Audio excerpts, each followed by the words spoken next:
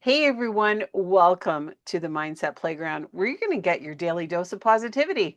And I'm your host, LouAnne Hunt. And I am doing something really cool this week. I'm doing a whole series on Podapalooza.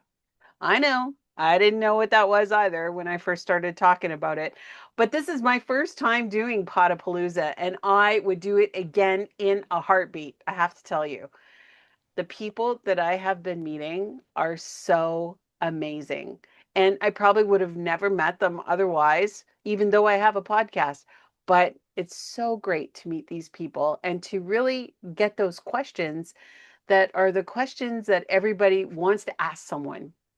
Like when you meet a stranger and you're not really sure what to ask them, these are the questions to ask. So hang in there. So today's guest, again, is another amazing guest. So, for those meeting you for the very first time, who are you and what lights you up in the work that you do? I am Susanne Blohm. That one I can answer quickly. I am a manifestation guide. I love working with people who have the desire for more and they just don't know how to get there. And you know what lights me up is when they see things coming to fruition. They're like, oh, I had no idea it would happen this way. And I'm like, it's not up to you to plan how it happens, just to want it. So those moments where they're like, oh, I had no idea, you're seeing it happen. They are being successful and they're just enchanted. That's what lights me up. Wow, that's great. Mhm, I'm all mhm. about manifestation, so I'm so excited to talk to you about this. So, Okay. what's something that most people get completely wrong about success, happiness, or fulfillment? Dang, you have good questions. Um, that it's out of their hands, that they have no power in that at all. And in fact, everything that we create in our lives really is within our power by who we're being and what we're expecting of ourselves. Yeah. Wow. So, what's a hard lesson that turned out to be one of the best things that ever happened to you? Hmm. Um, yeah, I would say my own self-worth. And there were many things that I did in my life, we're often raised to do the right thing, or I mean, everyone's raised differently, but do the right thing, get a good job, do all those things, have a family, support. But things weren't going great. Like, I was 9 years into a marriage and I found myself sitting in the living room. My husband at the time was on the couch, one child in one arm and one on the other. And he said, I can't wait to get you boys into the family business. But I had fallen in love with him 10 years earlier before I had known he was a drug dealer. Oh, And I'm not saying that for shock value. I found out after I was already in love and I'm like, but he'll change for me. He'll change. I'm becoming a teacher. And we're moving forward. We're moving into a small town. Everyone will know us. He'll change. Okay. No, you can't change someone else. But I had always put someone else's needs first. And it worked for me to do that again when I saw my boys having that future proposed for them. I put their needs first. But what that also allowed me to do was recognize my own strength and recognize that it's okay if I want something different too, and that I deserve the life that I would love instead of the one that I think is happening to me. wow, that's amazing. So, what's one small decision that changed everything for you? Hmm. Oh gosh. I think hanging on to the vision because I mean, you've just said you were a teacher as well. How many times have we been told or told people, get your head out of the clouds, get your feet on the ground? Like, we need to focus, we need to be serious. But in fact, what I would love in my life is serious business. And it is life changing. And if I don't know what I would love, I'm just going to get more of what I've been bringing around me right now, which may not be so pleasant. Some things might be great, some might not be. But we really are the creators of what's around us, and if we don't like it we need to change it. So for me, recognizing that keeping hold of that vision was where the power was, because it allowed me to align with what was meant for me and to become the person in that vision who has the things that I would love already, and that allows you to kind of quantum leap and create those results even faster. Wow, those are great answers. And what would your older, wiser self thank you for today?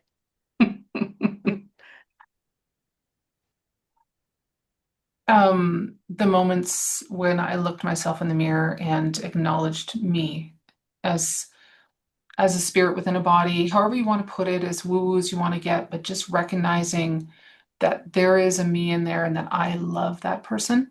That was very hard for me to do, but I'm so grateful now because I can love my kids more. I can love my husband of 26 years now more. I can love my life more because I've allowed me to love me more.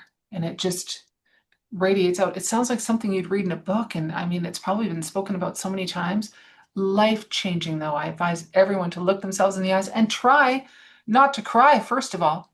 I mean, were you not told as a kid when you enter a room, you acknowledge who's there? Well, you greet them, you whatever. How many times do we walk into a bathroom, we fix our hair and we dress a certain way and we leave, and we don't acknowledge the person within? We've been treating that person in a way that's like, no, I'm not suggesting you stand and have long conversations, but a slight acknowledgement, hey, good morning, I love you, whatever that is for you. For me, it's like, oh, that looks good on you today. Whatever it is, something that just says, I see you and know that they're there. I mean, whatever you would do for a friend, you do for yourself. Yeah, that's so true. And unfortunately, you're right. That's one of the things that gets missed. But I don't know if we were ever taught to acknowledge ourselves. No, we weren't. I Speaking wasn't. of coming together as teachers, there's no such thing as personal development 101, unfortunately. And that's probably the last thing that you would teach your students. You know, I found that I was trying to um, incorporate some personal development into my classroom. And I know a lot of the students kind of thought I was a little woo woo because I was Mhm. telling them about personal development. I was having them, think about goals and taking 100% responsibility for themselves. And, they're the ones who can change it if they need to make changes. But Everything that we teach our students, I mean, going back, sorry to agree with you, but I'm agreeing with you. When we go back, we were taught to look around us. Are we working well with others? Are we creating an environment with others? Are we accepting others? But at no point are we taught to go within. But right. our strength without comes within, comes from within. And if we don't go within, we go without anyway. Life starts to crumble. And so you're right. Like when you start to talk about it, they think it's kind of woo woo. But there are people who have been raised to consider themselves, and I've met them. I've had students of mine say, Mrs. Bloom, you shouldn't speak that way to yourself. Mrs. Bloom, it's okay. You just, because I'll say something like, oh, I made a mistake on the board again. I make about 50 of those a day. You know me, I'm a silly blonde or something, whatever. Oh, Mrs. Bloom, don't talk to yourself. And I used to think they were crazy. And now I'm the one who teaches that. But it doesn't matter what age when the realization comes. I think the importance is that it comes before it's too late. Yeah. Yeah, and that is so important. So what was it that caused the pivot in you? Well, the first real pivot was those boys on the couch. And within 6 months, I had a new vision. I had community members help me. I was hidden. I was moved. I was all sorts of things while teaching. Um, and I met an amazing man. So that is all turned around. We have a blended family and everything's wonderful. But when did I move into coaching? That was probably about 3 years ago. I was teaching one afternoon and the pain in my neck got so bad that I went home and I never went back to work again. And I had herniated discs. It doesn't matter, but a bunch of health things had come up and I realized I'm not listening to my body. 10 years ago, I told myself, I don't want to teach anymore. I want to do something different. I want to do something more. I love teaching. Well, that's why I do what I do, but I want to do something more. And I had done nothing about it. And there was that moment. And it was after I learned and healed and was educated and was trained in manifestation that I went, whoa, I've been kind of powerful all my life, dating back to that moment where my boys were on the couch with their dad. I've been powerful and I've been able to change my health, my circumstances, my relationship, my wealth, my time. I need to teach this to people. They need to know they are just as powerful. Right. That's really where that came through for me. Wow. That's amazing. Well, good for you Yeah, thank you. Yeah. because things like that are not easy to decide. We've all And had those moments though, but yeah, and sometimes a teacher at heart, it's the teaching still needs to come out. yes. Mhm. And have you written a book? I have not yet, but one is bubbling in my back burner. Yeah, Ooh, I I like know. that. It's I like bubbling. It's that. coming. Why do you think that that's important? I really love, for me, I love having sort of a reference tool and a how-to for something. And for me, it would really be how to create that life that you're looking for at whatever moment that is, because we're going to have times when our vision changes and what we want changes. And I'd love it to be a guidebook that people come back to and they can kind of know the steps. Oh, I'm at this stage. I can feel it. Okay, now I need to move into. And I really want to create that for people. I think I used guidebooks like that for years in various areas of my life and my teaching, and I'd love to provide that to people. That's great. That would be great. And Mhm. I know that what you have and what you're sharing with people is so, so important. And I know that you can make a huge difference just through your words. Thanks, Lynn. Yes, Thank of you. As do course. you, I'm sure. Well, I have to be honest, I've written in 4 collaborative books. Nice. Yes. And that's exactly why I do it, is because I want to be able to send out that positivity to everybody. And I think it's important Yes, so that they starting don't, started in your classroom and now it's yeah, in your podcast. Yeah, I love it. Yeah. yeah. So are you ready? It's time for the lightning round. I'm with Okay. you. I'm with All you. right. So quick answers. First thing that comes to your heart, just like Family Feud. Give me 10 seconds on the clock. No, I'm kidding. No clock. Okay. So, what is bringing you the most joy in your life right now? Family. Our family is growing. Yes. Marriage, engagements, children, relationships are enriched. And I love it. Yes, family. What's something you did that scared you, but you're so glad you did? Believed in myself.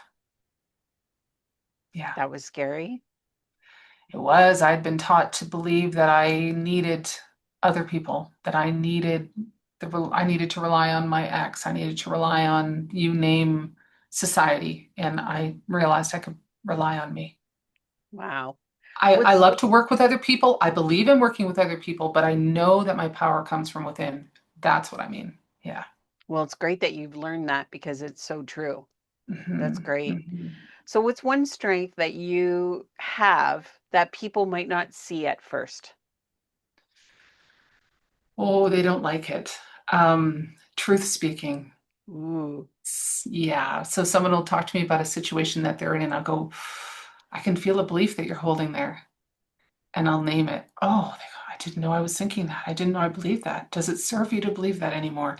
And it can be hard for people to hear that they're holding a belief that's holding them back because they've held that belief for so long, it's part of them. oh, wow. Yeah. Yeah. That's great. Yeah. So, what's one small habit that makes a big difference in your day every day? Oh, it's going to sound self-serving, but we know it's not. Serving me first. So whether it's meditating, reading, exercising, I have certain things that I do every day. I fill my cup. Yeah. And So, it's what's one small thing that things. you know makes a difference in your day if you don't do it? For me, it's walking in the wilderness. Mm, hmm that's a great one. It's right outside Yeah. my door too. So yeah, I love it. Yeah. Yeah. Where you live? Yes. Beautiful. hmm So, hmm words to live by. Here we go. Finish this sentence. Life is too short to.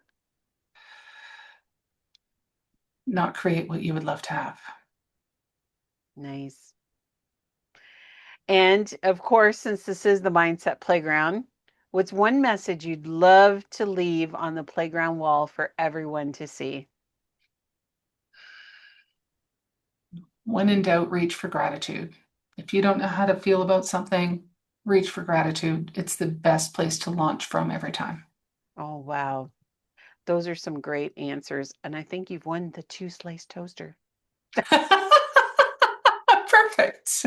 I didn't know it was up for option, but I'm excited. Well, anyway, thank you so much for coming out and playing with me on the playground. I hope you enjoyed yourself. Absolutely, LouAnne. Thank you for your questions. They are amazing and Oh, just so off the cuff. I love it. I love being put on the spot. It's perfect. yeah, I love that too because it really gets to the root of the person. You Yes. really get to find out what's going on in their mind. They don't have time to think about it. Now all I can think about is the two-slice toaster. Well, I'll see if I can get one out to you. It's either a two slice toaster or a blender. Oh. Thanks, LouAnne. Anyway, I love playing on the playground, and I'm so glad that you joined me here today. So thank you so much. Thanks. It's been a pleasure.